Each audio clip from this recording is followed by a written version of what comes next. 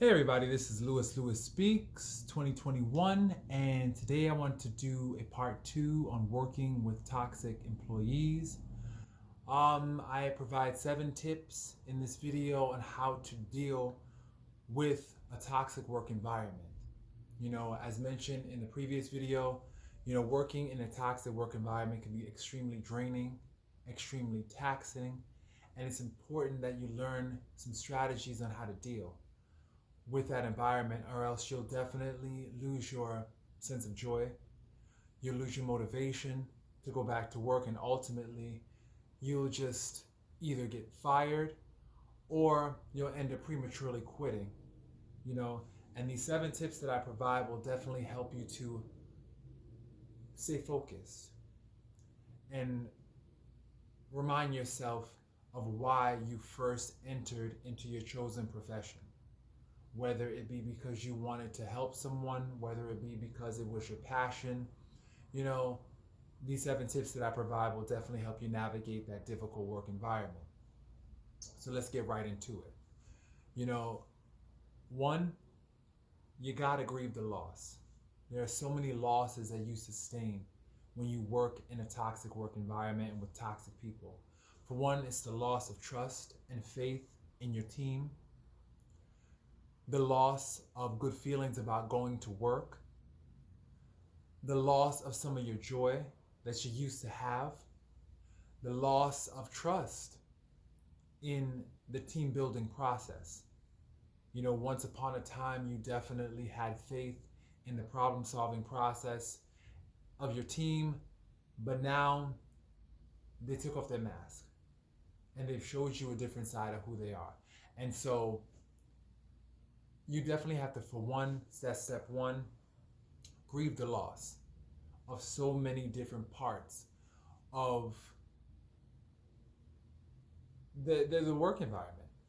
You got to take that time to grieve that loss. 2, realize that you will never be supported within the agency or within the organization or within the job that you're in. You'll never be supported. These people don't have it in them. I see, personally for me, I see the way that they handle their own feelings. They don't even acknowledge their own feelings. What makes me think that they will acknowledge and value my feelings? So just recognizing that these people will never support you, and sometimes they throw you off because they provide these illusions. I call it the illusion of inclusion. They provide the illusion of friendship. They provide the illusion of camaraderie and team. But to be honest, a lot of people, they try to use the team mantra in order to get you to do what they want you to do. They try to sell you the team approach, so that way they can get you to cooperate with their agenda. They really have no interest in being a team. There's no sincerity with that. They're not genuine. It's all in an endeavor to get their own needs met, to satisfy the bottom line. They have no interest whatsoever in you. And just recognizing that you will never be supported where you are is really important, because it'll definitely inform how you move in the agency. It'll also inform your outside supports, which is definitely another aspect of how to navigate that environment. We'll get into that later. The third tip that I can offer is to begin to create a safety wellness plan. When you're in this organization, when you're in a toxic work environment, you have to, for one, focus and begin to draft, whether you write it down, what is your safety wellness plan? What is something that you can do during the day to kind of make it tolerable?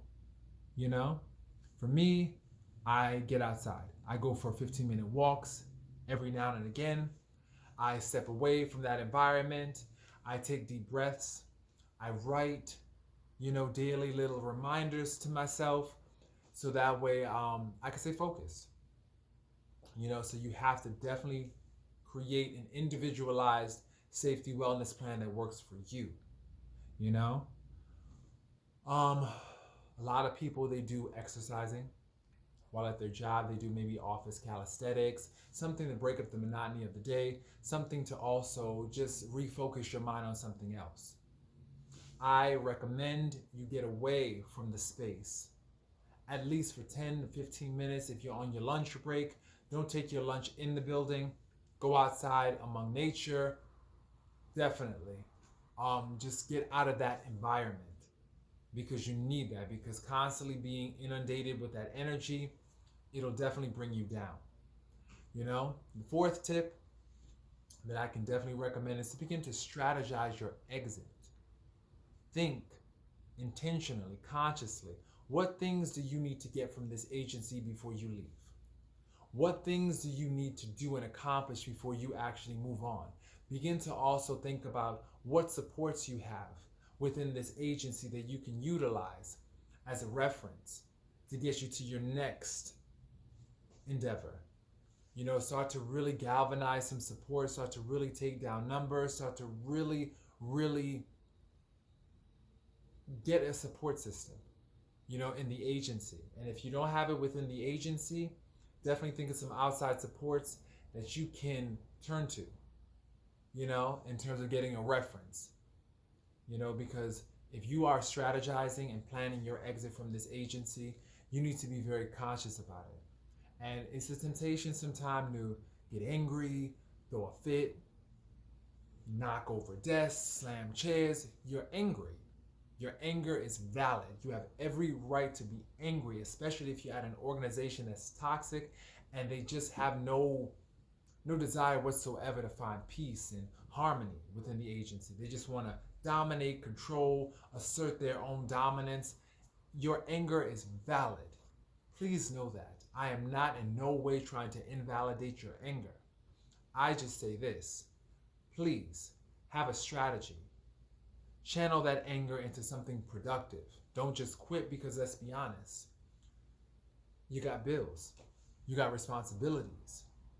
You got things that you have to accomplish. And so I always say this to my clients: don't quit one job until you have another one lined up.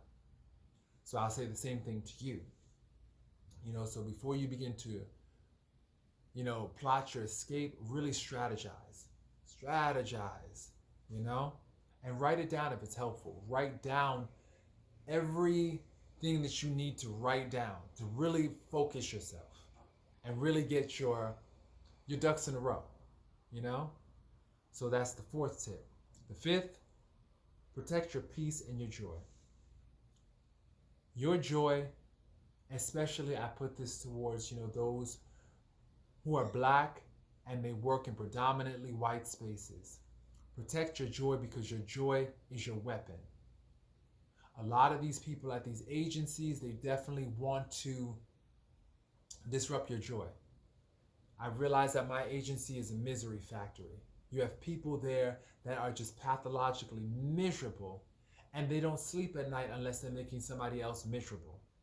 They feed off of human misery, and sometimes you think that they chose the profession of social work or as a professional helper just to hear the sad stories of other people to make themselves feel better. Sometimes I get that impression.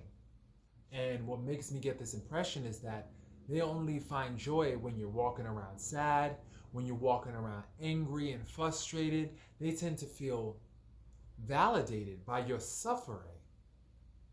And so you have to definitely protect your joy and your peace. Smile at the office, because your smile is going to burn them. Be a joyful, happy person, because what they want to see you miserable. Starve them of what they want. Continue to be happy. Continue to be the joyful, wonderful person. Commit yourself to your own joy and your own happiness, because these people, it's obvious, they don't give a damn about you. They don't give a damn whatsoever. They want you to be angry and miserable and sad. They want you to be the angry Black man, the angry Black woman. They want that. Because for one, you feed into that stereotype, and you also give them justification as to why they can terminate you or shun you. Don't give them any fuel. Starve them. Smile. Be happy. Just be effervescent.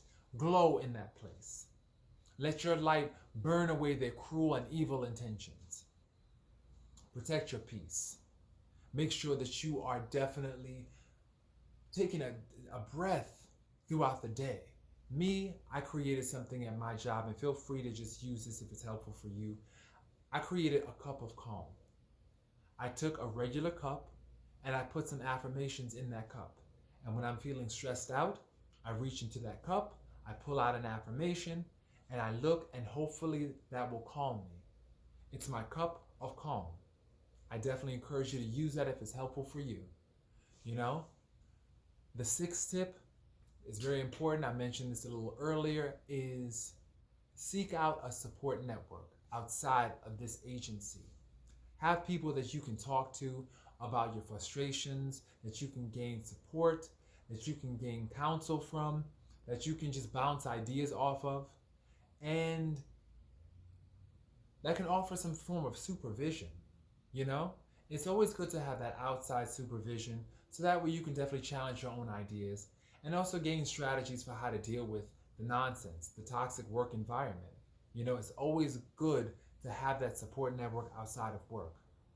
You know, right now I'm working on building that network, and I know that when I have that network, this is going to be a breeze because having a support outside of the job really normalizes things for you. It reminds you of why you do this. You have people that count on you, that love you, that want the best for you outside of this toxic work environment. Just being reminded of that is definitely motivation enough to keep persevering until you can find a better situation for yourself. You know, last but not least, 7, please begin to think about creating a self-care plan. A self-care. Well, how do you take care of yourself? How do you really double down on self-care? And I'm not talking about just getting your nails done, just getting your back rubbed, just basically going for the shopping. No. What do you do spiritually, emotionally, your mental hygiene, your spiritual hygiene? You know, physical hygiene is wonderful. You know, that's definitely a part of self-care. You know, also nutritional hygiene. You know, often that's kind of overlooked. You know, also just social hygiene. How does your social hygiene look? Do you have a support network? Do you have friends? Do you have people that you can connect with? And if you don't, it's time to begin to get those support networks. Where do you get those support networks? You have to take some chances. You got to start taking some chances because I realized I was reading this article. Those who are isolated, it's the equivalent of obesity and also cigarettes. If you're smoking cigarettes, then basically it's like loneliness is the equivalent of smoking a cigarette. It carries the same health risk as obesity and cigarette smoke. So you have to definitely get some social supports in your life. That's essential. That's part of that social self-care and that social hygiene. You know, but also self-care in general is just to check in with yourself. How are you feeling? How are you handling things? Stop always taking care of other people and caring about them. Give yourself the same care and love that you offer them. Check in with you. What do you need? What things are going on in your world? You know, that's really important. So those are the 7 tips. I'll briefly go over them again. We'll summarize. For 1, grieve the loss that you have to, the loss that's associated with working within a toxic environment. Grieve those losses. There's going to be many of them. Grieve those losses. 2, realize that your agency, you will never be supported. So knowing that, you move accordingly. 3, begin to create your own safety wellness plan. Have that safety wellness plan on deck, handy with you. If you need, put it in your phone so that way you can be reminded of it. 4, strategize your exit. Don't just up and quit. Strategize, be conscious, move with intention about how you plan on leaving this agency. 5, protect your peace. Always protect your peace, protect your joy. Your joy is your weapon. 6, seek out the support of like-minded individuals. Get a support network. Definitely outside of that office space. And lastly, 7, self-care routine. You have to have one, or else you're going to constantly find yourself stressed out and unmotivated to show up for work the next morning. So once again, these are 7 tips and techniques on how to definitely take care of yourself within this toxic work environment. I wish everybody a wonderful, wonderful, wonderful work experience. You deserve that. We've really had a rough year in 2020. This also 2021 has been a continuation of that rough year, and we really deserve to have an environment that we feel safe in, that we feel respected, valued, and validated in. And if your job is not that, if you find that your job is just another danger zone that you have to avoid, it's time you begin to rethink a lot of things and adhere to these 7 tips. I hope this was helpful. I hope this video was helpful. Definitely share, like, if you benefited from it. If you feel that other people can benefit from that, please, by all means, share and share alike. I wish everybody a wonderful, wonderful day. Peace.